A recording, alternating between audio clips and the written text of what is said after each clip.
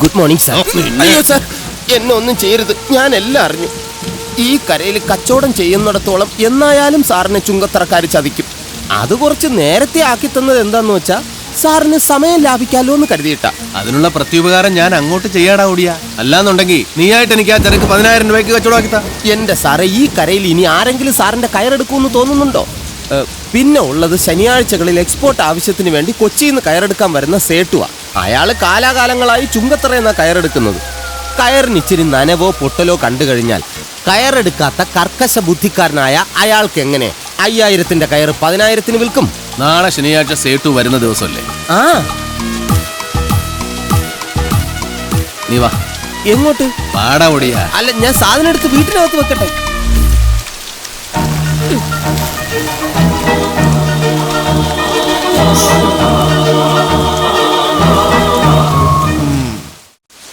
അതെ, നമ്മളാ ഇത് ചെയ്തതെന്ന് ചുങ്കത്തറക്കാർ അറിഞ്ഞാൽ? ചുങ്കത്തറക്കാർ അറിഞ്ഞാൽ എന്താ? അവന്മാര് മഹാകള്ളന്മാരല്ലേ? അനാവശ്യം പറയരുത്. എന്താ ചുങ്കത്തറക്കാരെ പറ്റി പറഞ്ഞാൽ നിനക്കെന്താ? അതല്ല, കള്ളന്മാരെ കുറിച്ച് അനാവശ്യം പറയരുതെന്ന്. ഓ അങ്ങനെ. ആ കയറ്. കയറ് ഇതിനകത്തല്ലേ? എടാ മുകളിലോട്ട് കയറാൻ. ഞാനാ കയറാനാ? എങ്ങനെ? എടാ പെരുങ്കള്ള നിനക്ക് കയറാൻ അറിഞ്ഞൂടെ? പോയി കയറാം. ഇങ്ങനെ പെട്ടെന്ന് പോയി കയറാം. ഇതെന്താ അരുക്കുറ്റി ശാന്തയുടെ വീടെങ്ങനെയാണോ?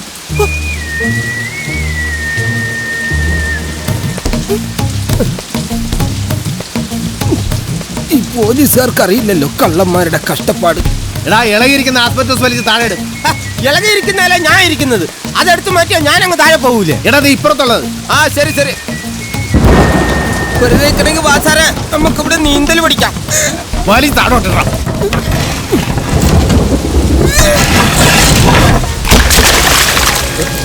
ഓക്കെ. പായലുള്ളതുകൊണ്ട് പെട്ടെന്ന് താഴെ പോവാ.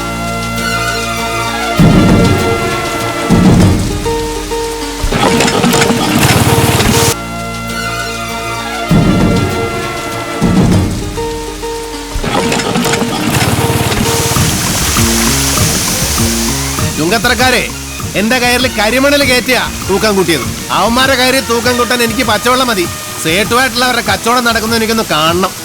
ഈശ്വര, ഇതിനൊക്കെ കൂട്ടുന്നത് ഞാനാന്ന് ചുങ്കത്തറക്കാർ അറിഞ്ഞാൽ തളപ്പ. എന്റെ ബായിക്ക് ഞാനിവിടെ തറവാടക തരാതെ ചരക്ക് വെച്ചതാണോ പ്രശ്നം? ഞാനിവിടെ ചരക്ക് കൊണ്ടുവന്ന് വെച്ചിട്ട് ഇപ്പൊ ഏകദേശം 30 മണിക്കൂറായി. മണിക്കൂറിന് 10 രൂപ വെച്ച് കൂട്ടിയാൽ തന്നെ തറവാടകയ്ക്കാണ് ഞാനിവിടെ വെച്ചിരുന്നതെങ്കിൽ 300 രൂപ തന്നിട്ട് എനിക്ക് എടുത്തോണ്ട് പോകാമായിരുന്നല്ലോ. ഇപ്പൊ പണയത്തിന് വെച്ചതുകൊണ്ടല്ലേ 500 രൂപ തരേണ്ടി വരുന്നത്. അപ്പോഴും ബായിക്ക് 200 രൂപ ലാഭമല്ലേ? അത് ശരിയാണല്ലോ. അച്ഛൻ എന്താ രാവിലെ തന്നെ കുടിച്ചിട്ടുണ്ടോ? ആ 500 രൂപ നമ്മൾ കൊടുത്താലേ, പിന്നെ അതെങ്ങനെ ലാഭാവും? അതും ശരിയാണല്ലോ. വീണ്ടും എന്നെ പറ്റിക്കാന്ന് വിചാരിച്ചോ? കയറുകൊണ്ട് തലങ്ങും പലങ്ങും വെച്ച് തരണം. മനുഷ്യൻ അനങ്ങാനും മയ്യ ചെരുങ്ങാനും മയ്യ. എന്റെ കാശ് തന്നെ ഇപ്പൊ ഇവിടുന്ന് എന്റെ കയറും കൊണ്ട് ഇറങ്ങിക്കോളാം. കയറ് കൊണ്ടുപോകാനാളിപ്പോ വരും. ആര് വരാൻ? ആ, ഇയാളുടെ കയറ് വാങ്ങാൻ ഇംഗ്ലണ്ടിൽ നിന്ന് വിമാനം പിടിച്ച് ഈസ്റ്റ് ഇന്ത്യ കമ്പനിക്കാർ വരുന്ന റേഡിയോയിലുണ്ടായിരുന്നു. അച്ഛൻ കേട്ടില്ലായിരുന്നോ? ഇല്ല.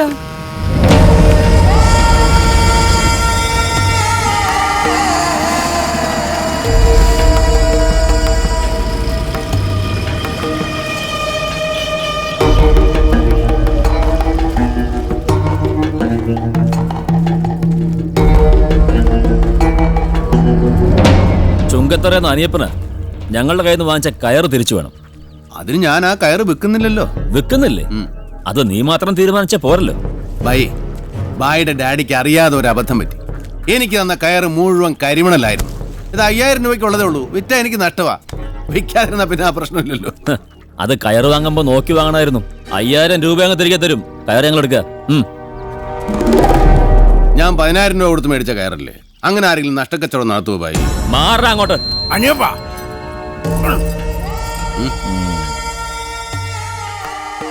അവന് 10000 കൊടുത്തേക്കാം. സേട്ടുവിടെ കാട്ടിരിക്കുക. അയാളുമായി വർഷങ്ങളായിട്ടുള്ള കച്ചവട. അതൊരു തവണ മുറിഞ്ഞ അയാൾ ഇനി വഴിക്ക് വരില്ല. അലിക്കൊരത്തേക്ക് പോവും. ഇവിടെ കാശ് നോക്കണ്ട. ശരി, നീ തന്ന 10000 തിരിച്ചു തന്നേക്കാം. ഞാൻ 10000-ന് സമ്മതിച്ചെന്ന് ആരാ പറഞ്ഞത്?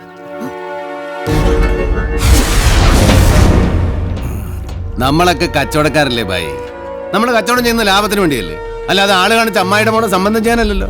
ഇത് ഞാൻ കാശ് കൊടുത്ത് മേടിച്ച മുതലാ.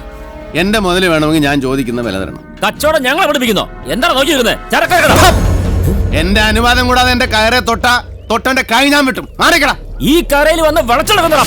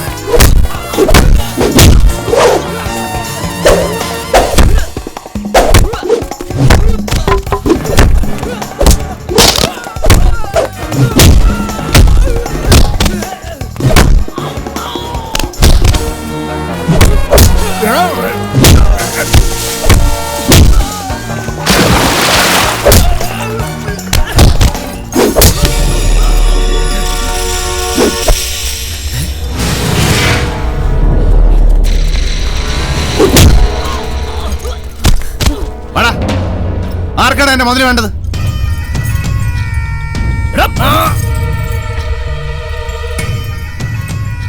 എത്ര കാശാ നിനക്ക് വേണ്ടേ?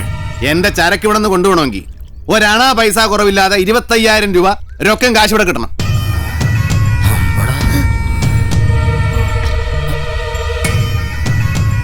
സമ്മതിച്ചിരിക്കുന്നു. തിരക്കിടക്കാം.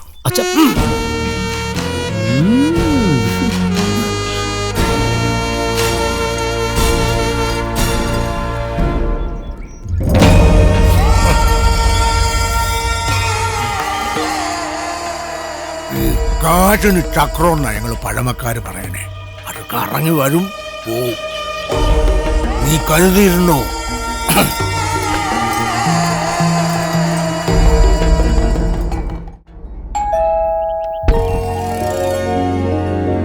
പവിയേട്ടനോ? വരൂ. വയനാട്ടിൽ നിന്ന് എപ്പോ വന്നു? വയനാട്ടിൽ നിന്നോ?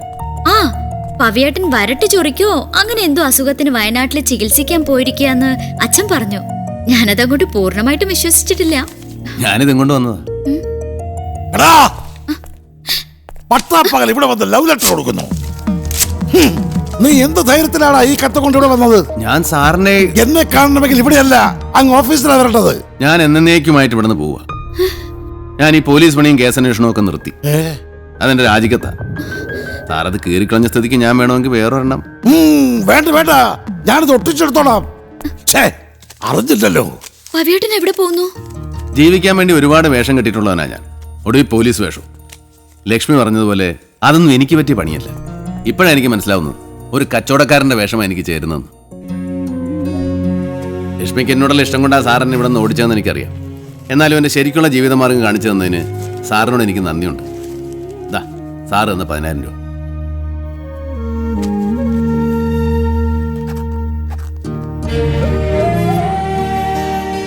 ലക്ഷ്മി എന്ന് മോഹിക്കാനുള്ള യോഗ്യത എനിക്കില്ല. അത് മറന്നേക്ക്.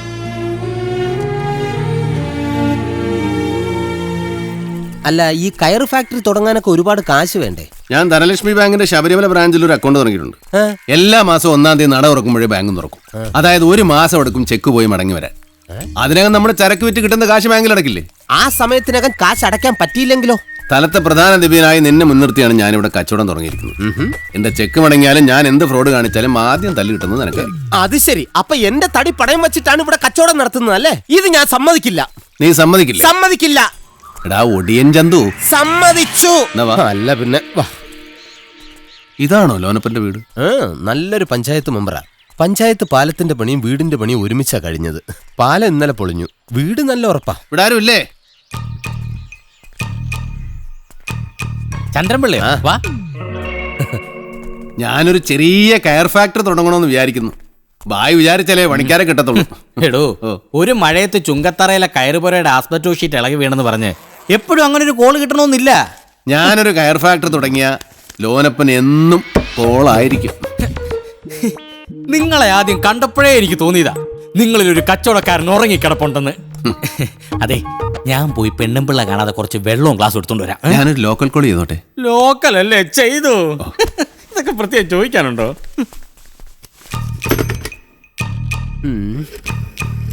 ടെലിഫോൺ എക്സ്ചേഞ്ച് അല്ലേ? ടെലിഫോൺ എക്സ്ചേഞ്ചിലേക്ക് ആരെ വിളിക്കാൻ? ഇത് 365 എന്നാ. എനിക്ക് ഹൈദരാബാദിലേക്ക് ഒരു ട്രങ്ക് കോൾ ബുക്ക് ചെയ്യാനുണ്ടായിരുന്നു. ഓ 3258-195. പത്തന കിട്ടുമോ? ലോക്കൽ കോളാന്ന് പറഞ്ഞിട്ട് ട്രങ്കോള് ബുക്ക് ചെയ്യുന്നു. ഹൈദരാബാദിൽ നിന്ന് ഒരു ഗോപാലകൃഷ്ണൻ നായർ എൻ്റെ കയ്യിൽ കയറ് വാങ്ങിച്ചോളാന്ന് പറഞ്ഞിട്ടുണ്ടായിരുന്നു. അയാളെ വിളിച്ചതാ. 55 രൂപ മുടക്കി ഒരു പൈന്റ് വാങ്ങി കൊടുത്തിട്ട് 85 രൂപയുടെ കോൾ ചെയ്യുന്നു. ഞാൻ അപ്പോഴേ പറഞ്ഞല്ലേടാ ലോനപ്പന് നല്ല കോളായിരിക്കുമെന്ന്. എടിയാ മീൻ കുറച്ചെടുത്തു പറഞ്ഞേക്കടി. തിരിച്ചു വിളിക്കാമെന്ന് പറഞ്ഞു. ഇതാ ലോക്കൽ കോളിന്റെ കാശ്. എന്താ സുഹൃത്ത് ഇത്? ഒരു ലോക്കൽ കോളിന് ഞാൻ ഇങ്ങനെ കാശ് മേടിക്കാന്ന് പറഞ്ഞാൽ ഞാൻ വാങ്ങിയല്ല. ഒരു ചില്ലി കാശിന് പോലും മറ്റൊരാളെ ബുദ്ധിമുട്ടിക്കുന്നത് എനിക്ക് ഇഷ്ടമല്ല. ചന്ദ്രപിള്ളക്ക് അറിയാം. എന്താ ചന്ദ്രപിള്ള പറ, ഈ പൈസ ഞാൻ മേടിക്കണോ വേണ്ടയോ? വാങ്ങിച്ചോ, ആ 1 രൂപയെങ്കിലും കിട്ടുമല്ലോ. ലോനപ്പം വാങ്ങോ. ഓ എനിക്കായിരിക്കും. ഇത്രയും സത്യസന്ധനായ ഒരു മനുഷ്യൻ കച്ചവടം തുടങ്ങിയാൽ ശരിയാകുമെന്നാ എന്റെ പേടി. എനിക്കിപ്പാ പേടിയില്ല. ഹലോ, ആ ഗോപാലകൃഷ്ണൻ സാറാണോ? ഞാനാ പവിത്രൻ.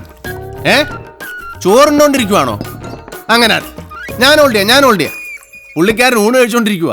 കാര്യം എത്ര അർജന്റ് ആണെങ്കിലും ഉണ്ണുന്ന ചോറിനെ ബഹുമാനിക്കണമല്ലോ. പിന്നെ ഇങ്ങോട്ട് വിളിച്ച കോളല്ലേ, എത്ര വേണേലും ബഹുമാനിച്ചോ. പിള്ള കഴിക്കുന്നില്ലേ? പിന്നെ മതിയോ? മതി. അല്ല ഞാൻ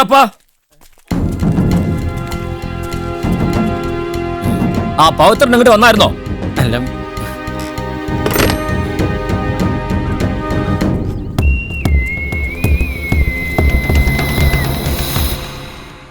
മുതലാളി ഒന്ന് മുഖം കാണിക്കാൻ വന്നതാ. മുതലാളി ഇവിടെ പുതിയ ഫാക്ടറി പണിയാൻ പോണെന്ന് കേട്ടു. വായി നിങ്ങൾ ഭയങ്കരന്മാരാണ് കേട്ടോ. ഞാനൊരു കൊച്ചു ഫാക്ടറി തുടങ്ങാൻ കുറച്ച് മൂടിയ മടലിന് ഓർഡർ ചെയ്തേ ഉള്ളൂ. അപ്പോഴേ നിങ്ങൾ അറിഞ്ഞു. നിങ്ങളേതായാലും സ്വന്തം കാര്യം മാത്രം നോക്കുന്ന സ്വാർത്ഥമതികളാണെന്ന് ഞാൻ ഒരിക്കലും പറയത്തില്ല കേട്ടോ. നിർത്തണം. ഈ കരയിൽ ഫാക്ടറി തുടങ്ങാമെന്നൊന്നും നീ വിചാരിക്കണ്ട. വരുത്തന്മാരെ ഞങ്ങളത് അനുവദിക്കില്ല. മുതലാളിക്ക് ഇപ്പൊ എന്താ വേണ്ടത്? മുതലാളിക്ക് ഇഷ്ടമല്ലെങ്കിൽ വരുത്തന്മാരെ കൊണ്ട് നമ്മളിവിടെ ഫാക്ടറി തുടങ്ങിക്കുന്നില്ല.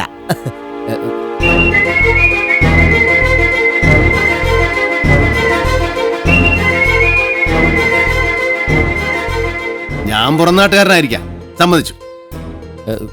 പക്ഷേ ഞാനിവിടെ ഫാക്ടറി തുടങ്ങാൻ പോകുന്നത് ഈ നാട്ടിലെ തൊഴിലാളികൾക്ക് വേണ്ടിയാ. മരിച്ചുപോയ നമ്മുടെ അജയന്റെ ഏറ്റവും വലിയ സ്വപ്നമായിരുന്നില്ലേ അത്? അടുത്ത നമ്പറിൽ അജയൻ സ്മാരക കയർ ഫാക്ടറി. അതാണ് എന്റെ ഫാക്ടറിയുടെ പേര്. അജയന്റെ പേരിലാണ് ഫാക്ടറി തുടങ്ങുന്നതെങ്കിൽ ഞങ്ങളുണ്ട് കൂടെ. അതങ്ങനെ നീയൊക്കെ മാത്രം. അജയന്റെ പേരിൽ ഈ നാട്ടിൽ തൊഴിലാളികൾക്ക് വേണ്ടി ഒരു ഫാക്ടറി ഉണ്ടാകണമെന്ന് എനിക്ക് ആഗ്രഹമുള്ളൂ. അത് ഞാൻ തുടങ്ങുന്നതാണ് പ്രശ്നമെങ്കിൽ ഞാൻ പിന്മാറിക്കൊള്ളാം. പക്ഷേ അങ്ങനെയൊന്ന് തുടങ്ങാമെന്ന് നിങ്ങൾ സമ്മതിക്കണം. എന്ത് പറയുന്നു?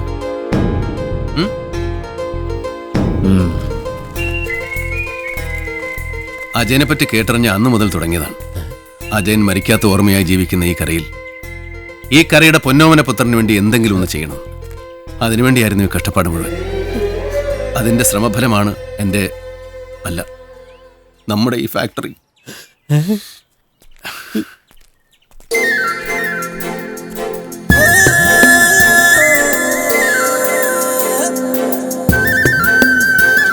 എന്താ കാണണോന്ന് പറഞ്ഞത്? അതെ, ഈ അജയന്റെ പേരിൽ ഫാക്ടറി തുടങ്ങിയിട്ട് തൊഴിലാളികൾക്ക് കൂലി കൂട്ടി കൊടുത്തില്ലെങ്കിൽ അത് മോശമല്ലേ? ഞാനായിട്ട് കൂട്ടി കൊടുത്തു കഴിഞ്ഞാൽ ചുങ്കത്തരക്കാർ വാലിക്കുകയും പ്രശ്നം ഉണ്ടാക്കും. എനിക്കിപ്പോൾ ഇത് പറയാൻ അമ്മ മാത്രമേ ഉള്ളൂ. അതുകൊണ്ട് പറയുക, നിങ്ങൾ ഈ കരയിലെ തൊഴിലാളികൾ ഒന്നടങ്കം പണിമുടക്കണം. അപ്പൊ എനിക്ക് കൂലി കൂട്ടി കൊടുക്കാമല്ലോ. അല്ല മുതലാളി. മുതലാളിയോ? അമ്മ എന്നെ പവേട്ടാന്ന് വിളിച്ചാൽ മതി. അല്ല, പെട്ടെന്നൊരു സമരം നടത്തിയ ഇതിപ്പോ തൊഴിലാളികളുടെ നന്മയ്ക്ക് വേണ്ടിയല്ലേ? അമ്മ പറഞ്ഞാൽ അവർ കേൾക്കും. സമരം തുടങ്ങണമെങ്കിൽ ഓനപ്പഞ്ചേട്ടനോട് പറഞ്ഞാ പോരെ, നിന്നോട് പറയുന്ന എന്തിനാ? ഇതൊന്നും അല്ല, മുതലാളിക്ക് നിന്നോട് എന്തോ ഉണ്ട് മോളെ. ആകെ പ്രശ്നമായി. സമരം തുടങ്ങിച്ചത് ഞാനാണെന്ന് ആലിക്കോയ അറിഞ്ഞു. അയാൾ എന്നെ ലാക്കാക്കി ആളെ ഇറക്കിയിരിക്കുക. നേരിട്ട് വന്നാൽ നേടാനാകില്ലെന്നറിയാം. പക്ഷേ അജയനെ തീർത്ത പോലെ എന്നെ ഇരുട്ടത്ത് തീർക്കാൻ അയാളുടെ പരിപാടി. ഞാൻ നോക്കിയിട്ട് ഒരു വഴിയേ കാണുന്നുള്ളൂ. കൂലി ഞാൻ തന്ത്രപൂർവ്വം പിന്നെ കൂട്ടിക്കൊടുത്തോളാം. തൽക്കാലം സമരം പിൻവലിക്കണം. അല്ല, ഒരു ഒത്തുതീർപ്പാവാതെ? അതൊക്കെ അമ്മ പറഞ്ഞാൽ അവർ കേൾക്കും. 10,000 രൂപയുണ്ട്, കുറച്ചുനാൾ പണിയില്ലാതിരുന്നിട്ട് നഷ്ടപരിഹാരമായിട്ട് തൊഴിലാളികൾക്ക് ഇത് വീതിച്ചു കൊടുക്കണം. ഫാക്ടറി പൂട്ടിക്കിടക്കയില്ലേ കുറേ നാളായിട്ട്. എന്നെ കൊണ്ട് ഇപ്പം ഇതേ പറ്റത്തുള്ളൂ. അല്ല അത് നമ്മൾ തമ്മിലുള്ള ഇരിപ്പോശം വെച്ച് എൻ്റെ സ്വന്തം ആളായിട്ട് നിന്ന് അമ്മു ഇത് നടത്തിച്ചേരണം. ആരെങ്കിലും കാണും. അമ്മ പൊയ്ക്കോ, ആളുകൾക്ക് വെറുതെ സംശയം തോന്നണ്ട. പൊയ്ക്കോ. അപ്പൊ വിചാരിച്ച പോലെ തന്നെ കാര്യത്തിന്റെ പോക്ക്. അമ്മു ഇടപെട്ടാൽ ഇന്നത്തോടെ സമരം തീരും, അതുറപ്പാണ്. സമരത്തിന്റെ കാര്യമല്ല, കുറച്ചു നാളായി ഞാനിത് കാണുന്നുണ്ട്. എന്ത് കാണുന്നു? സാറ് അമ്മുവിന്റെ പിറകെ നടക്കുന്നത്. അമ്മു നല്ല കുട്ടിയാ, സാറിന് ചേരും. നീ എന്തൊക്കെയായി പറയുന്നത്? അവൾക്ക് തൊഴിലാളികളുടെ മേലുള്ള സ്വാധീനം അറിയാൻ വേണ്ടി ഞാൻ അവളുടെ പുറകെ നടന്നത്. പിന്നെ നമ്മൾ തമ്മിലുള്ള ഇരിപ്പുവശം എന്റെ സ്വന്തം ആളാന്നൊക്കെ പറഞ്ഞതോ? എടാ, അത് അവളെ കൊണ്ട് ഓരോ കാര്യങ്ങൾ നേടിയെടുക്കാനല്ലേ. നമ്മളിപ്പോ എന്താ ചെയ്തത്?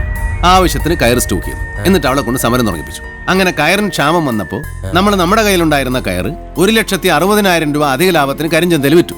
എന്നിട്ട് അതിൽ നിന്ന് ഒരു 10,000 രൂപ എടുത്ത് സമരം പൊളിച്ചു. ഇതൊക്കെ അത്രേ ഉള്ളൂ. അമ്മു നല്ല കുട്ടിയൊക്കെ തന്നെയാ, പക്ഷേ ഞാനൊരു കച്ചവടക്കാരനാണ്. എന്റെ മുമ്പിൽ ലാഭം മാത്രമേ ഉള്ളൂ.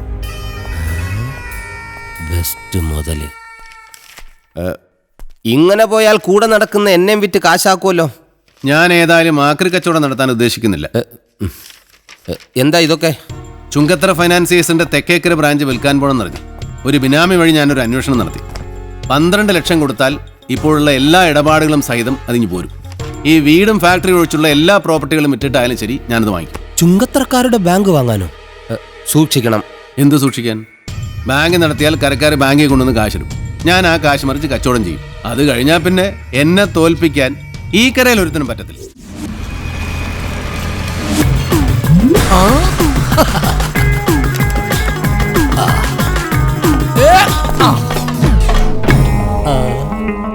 ആരാ വരുന്നേ? അത് നമ്മുടെ കമലാസൻ തന്നെയല്ലേ? കമലാസനൻ പേർഷ്യന്ന് വരുന്നേ.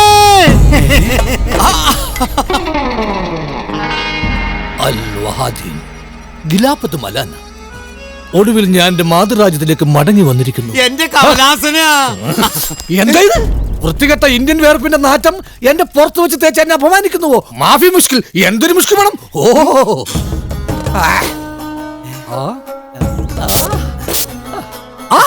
അപ്പു മേസ്ത്രിയോ? ഇത് മേസ്ത്രിക്ക് ഇരിക്കട്ടെ. ഇതുപോലെ പളപള മിന്നുന്ന ഒരുപാട് കുപ്പായങ്ങൾ ഇനി മേസ്ത്രിക്ക് തയ്ക്കേണ്ടി വരും.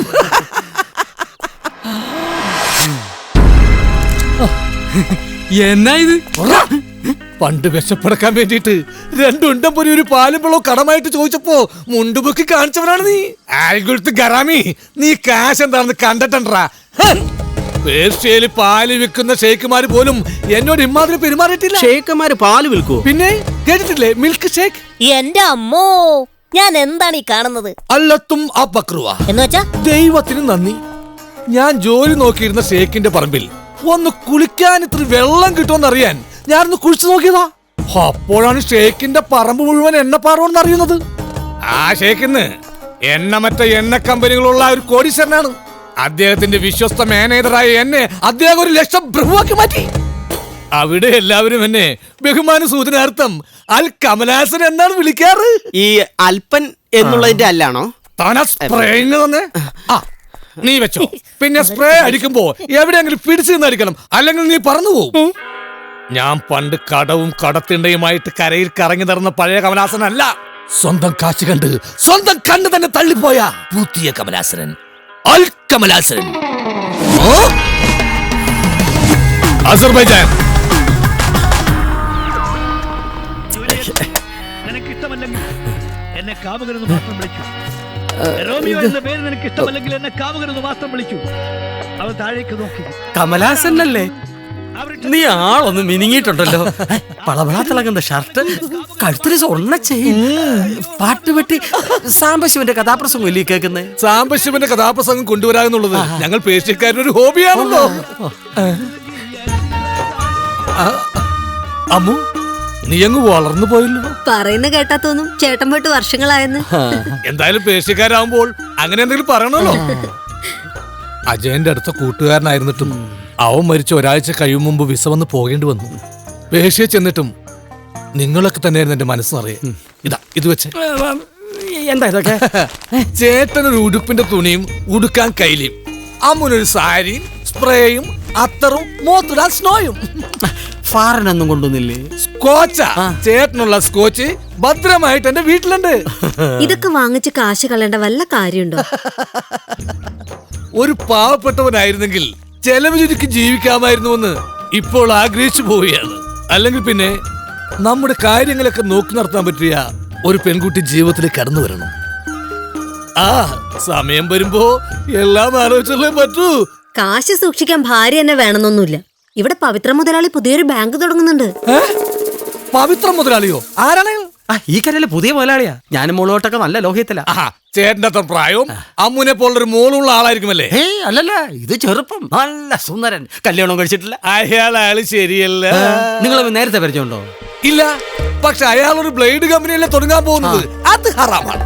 നിങ്ങൾക്കറിയാമോ, പണ്ടൊരു അറബി ബ്ലേഡ് കമ്പനി തുടങ്ങിയതിന്റെ നാണക്കേടില്ല ഇപ്പോഴും അറബികൾ തലവഴി മുന്നിട്ട് നടക്കുന്നത്. കൂടുതൽ കാര്യങ്ങൾ അയാളെ നേരിട്ട് കണ്ടതിന് ശേഷം പറഞ്ഞു തരാം.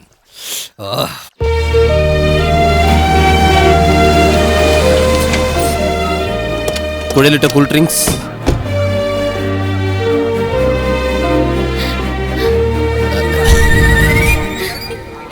അതിനിടയ്ക്കെത്തിയോ?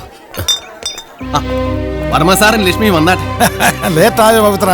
എനിക്ക് ഈ സമയത്തിലൊന്നും വലിയ വിശ്വാസമില്ല സാറേ. സാറ് തന്നെ എന്റെ സംരംഭം ഉദ്ഘാടനം ചെയ്യണമെന്ന് മാത്രമേ എനിക്കുള്ളൂ. ഒന്ന് മാറണേ, ഈ ലോഡ് അങ്ങോട്ട് കൊണ്ടുപോക്കോട്ടെ. മഹാലക്ഷ്മി മനസ്സിൽ വിചാരിച്ച് സാറങ്ങോട്ട് വെട്ടിയാട്ടെ.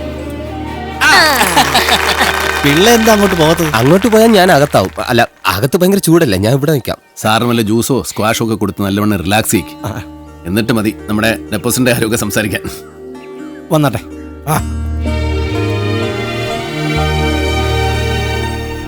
ഉദ്ഘാടനമൊക്കെ കഴിഞ്ഞോ? നല്ല ആൾക്കാരാ. എന്റെ അമ്മു, കാര്യങ്ങളൊക്കെ കാലേ കുട്ടി വന്ന് മംഗളമാക്കി തരേണ്ട നിങ്ങളൊക്കെ ഇപ്പോഴാണോ വരുന്നത്? ഇതാരാ? ഞാൻ കമലാസനൻ. കമലഹാസനോ? കമലഹാസനല്ല, കമലാസനൻ. എനിക്ക് നിങ്ങളോട് കുറച്ച് കാര്യങ്ങൾ ചോദിച്ചറിയാനുണ്ട്. ഇന്നാള് പേർഷ്യായി എന്ന് വന്ന കമലാസനം മുതലാളി, ഞാൻ മുതലാളി അങ്ങോട്ട് വന്ന് കാണാനിരിക്കായിരുന്നു. ഈ കരക്കാർക്ക് മുഴുവൻ മുതലാളിയോട് ഭയങ്കര അസൂയ. അവര് പറയുന്നത് കേട്ടപ്പോ മുതലാളി ഇത്രയും സുന്ദരനാണെന്ന് ഞാൻ വിചാരിച്ചു. എടാ, മുതലാളിക്ക് ഒരു കസേര വേണ്ട വേണ്ട. മുതലാളിക്ക് എന്നോട് എന്താ ചോദിച്ചറിയാനുണ്ടെന്ന് പറഞ്ഞു? ഒന്നും ചോദിച്ചറിയാനില്ല. നിനക്കെന്തൊക്കെയോ ചോദിക്കാനുണ്ടെന്നല്ലേ പറഞ്ഞു? ചോദ്യം കമല. അല്ല, ഇദ്ദേഹത്തെ പോലൊരു ജെന്റിൽമാനോട്. അല്ല, ഈ മഹാലക്ഷ്മി നമ്മയുടെ പേരാണോ? ഓ, ഇത്രേ ഉള്ളോ? മഹാലക്ഷ്മി എന്ന് പറഞ്ഞ ഐശ്വര്യത്തിന്റെയും പണത്തിന്റെയും ഒക്കെ ദേവതയല്ലേ? അതുകൊണ്ടാണ് മഹാലക്ഷ്മി എന്ന് ബാങ്കിന് പേരിട്ടത്. പിന്നെ എത്ര രൂപയാ മുതലാളി ഡെപ്പോസിറ്റ് ചെയ്യാൻ പോകുന്നത്? ഞാനൊരു 1.5 ലക്ഷം രൂപയാണ് ഡെപ്പോസിറ്റ് ചെയ്യാൻ ഉദ്ദേശിക്കുന്നത്. എന്റെ മഹാഭാഗ്യം. 1.5 ലക്ഷം രൂപയോ? കമലൻ 1.5 ലക്ഷം രൂപയാ ഡെപ്പോസിറ്റ് ചെയ്യാൻ പോകുന്നത്. ഇവനെ ഈ കരക്കാരുടെ അഭിമാനമാ, കണ്ട് പഠിക്ക്. മുതലാളി, എസ് പി സാർ വിളിക്കുന്നു. നിങ്ങൾ കാശുമായിട്ട് കൗണ്ടറിലോട്ട് ചെല്ലും, ഞാൻ ഇപ്പൊ വരാം. അമ്മു, കമലാസന സാർ ഒരു ബുദ്ധിമുട്ട് വരാതെ നോക്കിക്കോളാം കേട്ടോ.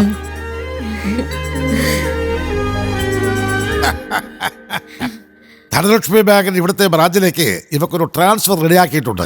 2-3 ദിവസത്തിനകം ജോയിൻ ചെയ്യും.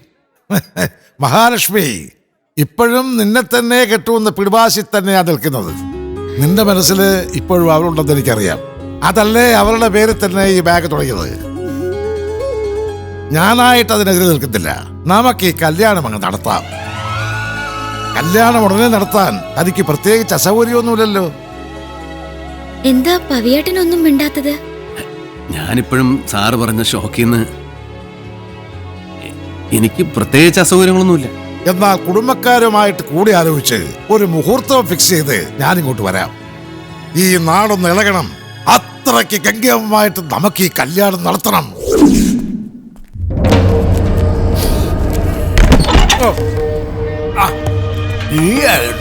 അച്ഛൻ ഇവിടെ കാശ് മണി രസിച്ചോണ്ടിരുന്നോ? ആ പവിത്രൻ എസ് പി വർമ്മയുടെ മോളെ കെട്ടാൻ പോവാ. അവനെ വെച്ചോണ്ടിരിക്കരുതെന്ന് ഞാൻ അന്നേ പറഞ്ഞതല്ലേ. ഇനി അവനെ പിടിച്ചാ കിട്ടുവോ? ഒരു മണ്ണാങ്കട്ടയില്ല. ഒന്നും കാണാതെ ഞാൻ അവനെ ബാങ്ക് വിട്ടുകൊടുക്കുന്നു തോന്നുന്നുണ്ടോ? നാട്ടുകാരുടെ കാശ് അവിടെ അങ്ങോട്ട് കുമിഞ്ഞു കൂടട്ടെ. ഓരോ സ്കോച്ച് പൊട്ടിക്കുമ്പോഴും കല്യാണപ്രായമെത്തിയ ഒരു കന്യകൻ എന്ന നിലയിൽ ചേട്ടനിൽ നിന്നും ഞാൻ കേൾക്കാൻ കൊതിക്കുന്ന ഒരു കാര്യമുണ്ട്. സൽസ്വഭാവിയും സൂക്ഷിച്ചു നോക്കിയാൽ സുമുഖനുമായ ചെറുപ്പക്കാരനെ പണ്ട് മുതലേ ഒരു പെൺകുട്ടിയെ ഇഷ്ടമായിരുന്നു. കുറെ കാലങ്ങൾക്ക് ശേഷം ഈ ചെറുപ്പക്കാരനൊരു ലക്ഷഭ്രമായി തിരിച്ചു വരുന്നു. തദ്വസരത്തിൽ പെൺകുട്ടിയുടെ അച്ഛനുമായി ഇതുപോലൊരു ചെറുതോണിയിൽ ഇളങ്കാറ്റേറ്റ് ലഹരി നുണഞ്ഞിരിക്കുമ്പോൾ പെൺകുട്ടിയുടെ അച്ഛനിൽ നിന്നും ആ സുമുഖനായ ചെറുപ്പക്കാരൻ എന്താണ് കേൾക്കാൻ ആഗ്രഹിക്കുക? തൊട്ട് നക്കാൻ കുറച്ച് അച്ചാർ കൂടി ഉണ്ടായിരുന്നെങ്കിൽ നന്നായിരുന്നു എന്നല്ലേ? ഓ, കുടി കുടി കുടി, മുടിഞ്ഞ കുടി മാത്രം. എന്നെ പോലെ കഴിവും കാര്യപ്രാപ്തിയുമുള്ള ഒരാളെ കെട്ടാൻ അമ്മൂനെ പോലെ സുന്ദരിയും സുശീലമായ ഒരു പെൺകുട്ടി തന്നെ വേണം എന്ന പ്രപഞ്ച സത്യം ഇനിയും ഉള്ളിൽ ഒളിപ്പിച്ചു വെക്കാൻ എനിക്ക് വയ്യ. എനിക്ക് അമ്മൂനെ കെട്ടിച്ചു തരണം. തരില്ലേ മാമ? അച്ഛൻ എന്തൊക്കെ പറഞ്ഞാലും ഞാൻ ഈ കല്യാണത്തിന് സമ്മതിക്കില്ല. നീ എന്തോ ആലോചിച്ചോണ്ടേ പറയുന്നത്? കമലിനെ പോലൊരു വലിയ പ്രശ്നക്കാരനെ അങ്ങോട്ട് ആലോചിച്ചല്ലായിരുന്നു നമ്മുടെ തെറ്റ്. അവൻ ഇങ്ങോട്ട് ആലോചിച്ച് വന്നപ്പോ നിനക്ക് ഈ കല്യാണത്തിന് ഇഷ്ടമില്ലാത്ത എന്താണ്? എനിക്കതിപ്പോ അറിയണം. നിക്കടേ, നിനക്ക് കല്യാണം വേണ്ടാത്ത കാര്യം എന്താ പറയടേ? എനിക്കൊരാളെ ഇഷ്ടമാണ്. നിനക്ക് പ്രേമമോ? മുട്ടോളം വെള്ളം തീർത്തി കെട്ടുവെള്ളം കെട്ടി കൊന്നുകളയും ഞാൻ നിന്നെ അവനെ. കുടുംബത്തിലെ മോനക്കെട്ടൊക്കെ നടക്കുന്നു. നിന്നെ അജയനെ മരിച്ചിട്ടുള്ളൂ. ഞാനിവിടെ കല്ലുപോലെ ജീവിച്ചിരിപ്പുണ്ട്. പറയടി, ആരവൻ? ഏതെമ്പോക്കിയാലും അവൻ നാളത്തെ സൂര്യോദയം കാണില്ല. ഞങ്ങൾ തമ്മിൽ ഇഷ്ടത്തിലാന്നേ ഉള്ളൂ, തുറന്നു പറഞ്ഞിട്ടില്ല. അച്ഛനോട് ഞാൻ എല്ലാം പറയാം. എനിക്ക് കുറച്ച് സമയം വേണം. അതല്ല, എനിക്കിഷ്ടമില്ലാത്ത കെട്ട് നടത്താനാണ് അച്ഛന്റെ തീരുമാനമെങ്കിൽ വല്ല കായലും ചാടി ഞാൻ. വർമ്മ സാറിന്റെ മോളെ കല്യാണം കഴിച്ചാൽ പിന്നെ ഞാൻ ആരാന്നാ നിന്റെ വിചാരം? തൃപ്പൂണിത്തുറയിലെ 3-4 മണിമാളികൾ, 10,000-കണക്കിന് രൂപ വാടക കിട്ടുന്ന മട്ടാഞ്ചേരിയിലെ പാണ്ഡികശാലകൾ, ബാങ്കിനകത്ത് കുമിഞ്ഞു കിടക്കുന്ന ലക്ഷക്കണക്കിന് രൂപ, ഇതൊക്കെ എന്നെ സ്വന്തമാകാൻ പോവാ. അപ്പൊ വർമ്മ സാറിന്റെ മോള് സ്വന്തമാവില്ലേ? അത് പറഞ്ഞില്ല. കല്യാണമല്ലേ, അതും കൂടെ പോരും. അത് ഏറ്റെടുക്കാതിരിക്കാൻ പറ്റില്ലല്ലോ. ജീവിതത്തിൽ ആരുമില്ലാതെ എങ്ങോട്ട് പോകണമെന്നറിയാതെ ഒരുപാട് ചുറ്റിത്തിരിഞ്ഞവനാണ് ഞാൻ. ഇപ്പോഴാ ഒരു നിലയും വിലയൊക്കെണ്ടായത്. ഞാൻ ഈ കരയിൽ മാത്രമല്ല, ഈ കരയും കടന്ന് കടലും കടന്ന് ഈ ലോകം തന്നെ കച്ചവടശാലയാക്കുന്ന ഒരു വലിയ വ്യാപാരിയായിട്ട് മാറും.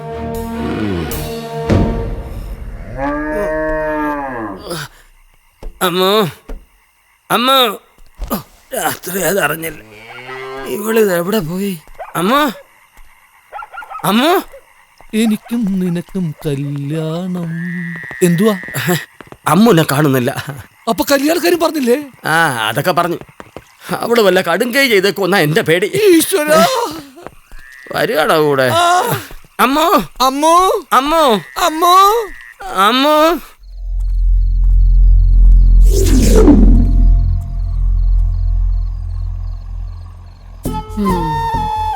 കാര്യങ്ങൾ തുറന്നു പറയാൻ പറ്റിയ കണ്ടീഷൻ എന്റെ അച്ഛന് പറ്റിയ മരുമോൻ തന്നെ.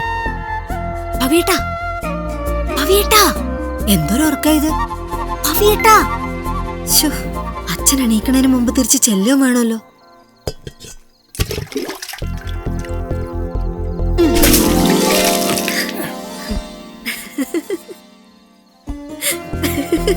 നീ എന്താ ഇവിടെ? ഒരു കാര്യം പറയാൻ വന്നതാ. ഈ പാതിരാക്ക് എന്ത് കാര്യം പറയാൻ? മണി 9 ആയിട്ടുള്ളൂ. കഥക് തുറക്കു പവിയേട്ടാ. എന്ത് കാര്യാലും നാളെ പറയാം. മുടുക്കത്തെ തലവേദന. ഇതൊരു അത്യാവശ്യ കാര്യാ. എന്താ അത്യാവശ്യം? വല്ല ഗോളും പറയുന്ന കാര്യമാണോ? പവിയേട്ടൻ ഒരുപാട് നാളായിട്ട് ആഗ്രഹിക്കുന്ന ഒരു കാര്യത്തെ കുറിച്ചാ. അതെന്ത് കാര്യ? ഒരു കാര്യം ചെയ്യ്, നീ അകത്ത് പോയി ഒരു കാപ്പി എടുത്തിട്ടോ. അയ്യോ, അതിനുള്ള സമയമൊന്നുമില്ല. അച്ഛനറിയാതെ ഞാൻ വന്നിരിക്കുന്നത്. എനിക്ക് പോണം. ഓ, എനിക്കിപ്പോ ഒരു കാപ്പി തിളപ്പിച്ചെന്ന് പറഞ്ഞ് നിന്റെ അച്ഛൻ എന്ത് പറയാനാ? പറഞ്ഞാ തന്നെ ഞാൻ പറഞ്ഞോളാം. അവിടെ അടുക്കള ചെല്. ഇവിടെ ആകെ അലങ്കോലായിട്ട് കിടക്കാണല്ലോ. ഇതൊക്കെ ഒന്ന് ഒതുക്കി വെച്ചൂടെ? കുറച്ചു ദിവസം കഴിയട്ടെ. ഇനിയിപ്പോ ഇവിടെ ഒരു അടുക്കൻ ചിട്ടയൊക്കെ വരാൻ പോവാ. ആ, അത് പറഞ്ഞപ്പോഴാ ഓർത്തത്, നിന്നോടൊരു കാര്യം പറയണമെന്ന് വിചാരിക്കായിരുന്നു. പറയാൻ പോണ എന്താന്ന് എനിക്കറിയാം. അത് ശരി. ഞാൻ ഈ കരയിൽ ചന്ദ്രനോടല്ലാതെ വേറെ ആരോടും പറയാതെ മനസ്സിൽ കൊണ്ടുനടന്ന കാര്യം നീ അറിഞ്ഞു കളഞ്ഞു. ആ, എന്നായാലും നീ അറിയാനുള്ളതല്ലേ. ഞാൻ ഈ ഷർട്ടൊന്ന് മാറ്റിയിട്ട് ഒന്ന് എല്ലാം വിശദമായിട്ട് പറയാം. അമ്മൂനെ കാണാനില്ലെങ്കിൽ വേറെ എവിടെ നോക്കണ്ട. ഞങ്ങൾ ഈ ചുറ്റിക്കളിയൊക്കെ കാണാൻ തുടങ്ങിട്ട് കുറെ നാളായില്ലേ. ഒരു മാന്യനെ കല്യാണം കഴിച്ച് മര്യാദക്ക് കഴിയേണ്ട ഒരു പെൺകുട്ടിയെ കുറിച്ച് അനാവശ്യം പറഞ്ഞോ. പവിത്ര മുതലാളി, പവിത്ര മുതലാളി. എന്തുവാ? അതെ, അമ്മ ഇവിടെ വന്നിരുന്നോ?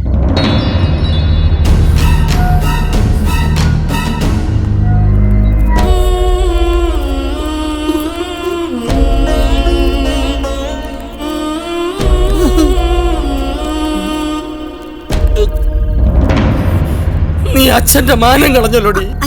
എന്താ ഭായി, എന്താ കാര്യം? ഭായി അല്ല, എന്താ കാര്യം തനിക്ക് ഞാൻ പറഞ്ഞു തരണം അല്ലേ? ഇതെന്താ എല്ലാവരും കൂടെ? എനിക്കൊന്നും മനസ്സിലാവുന്നില്ല. എന്ന് തുടങ്ങി നിന്റെ ഏർപ്പാട്? ഓ, ഇതായിരുന്നു. നിങ്ങൾ വിചാരിക്കുന്ന ഒരു ഏർപ്പാട് ഇവിടെ നടന്നിട്ടില്ല. ഈ കൊച്ചു ആദ്യമായിട്ടാണ് ഇവിടെ വരുന്നത്. ഇപ്പൊ എല്ലാവർക്കും സത്യം മനസ്സിലായില്ലേ? ഇവിടെ നിങ്ങൾ ഉദ്ദേശിക്കുന്ന പോലെ ഒന്നും നടന്നിട്ടില്ല. അമ്മ ആദ്യമായിട്ടാണ് ഇവിടെ വരുന്നത്. ഇത് അമ്മുവിന്റെ ഇവിടുത്തെ ആദ്യ രാത്രിയാണ്. ഞാൻ ഉദ്ദേശിച്ചത് ആ ആദ്യ രാത്രിയല്ല, ഐ മീൻ ഫസ്റ്റ് നൈറ്റ്.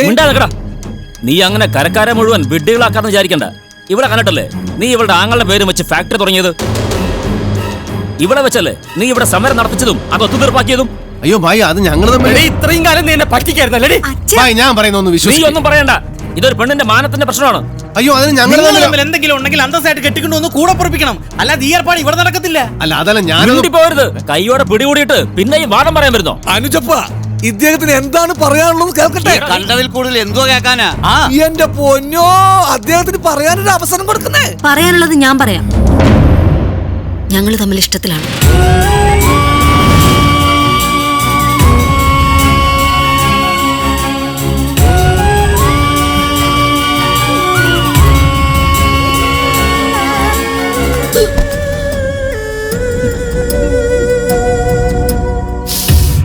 ഇപ്പൊ ബോധ്യായില്ലേ? ഗോവിന്ദേട്ടാ, നമുക്ക് നാളെ കാലത്ത് തന്നെ കല്യാണം നടത്തണം. അല്ലെങ്കിൽ നിങ്ങളുടെ മോക്ക ചീത്ത പേര്. ഞങ്ങൾ തമ്മിലുള്ള പ്രശ്നം ഞങ്ങൾ പറഞ്ഞു തീർത്തോളാം. നിങ്ങൾക്ക് എന്താ ഇതിൽ കാര്യം? ഇത് അജയന്റെ പെങ്ങളുടെ പ്രശ്നമാണ്. ഈ കരയുടെ അഭിമാന പ്രശ്നം. കെട്ട് കഴിഞ്ഞല്ലാതെ ഇവനെ ഞാൻ അങ്ങ് സമ്മതിക്കരുത്. വിളിച്ചിറക്കട കരക്കാരെ മുഴുവൻ.